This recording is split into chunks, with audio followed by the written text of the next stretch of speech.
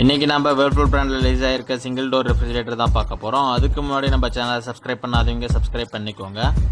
இது பார்த்தீங்கன்னா 192 லிட்டர் கெப்பாசிட்டியில் கொடுத்துருப்பாங்க. 3 ஸ்டார் ரேட்டிங்ஸில் கொடுத்துருப்பாங்க. வருஷம் முழுசும் ஓடினாலும் 169 யூனிட் தான் கன்சியூம் பண்ணும்.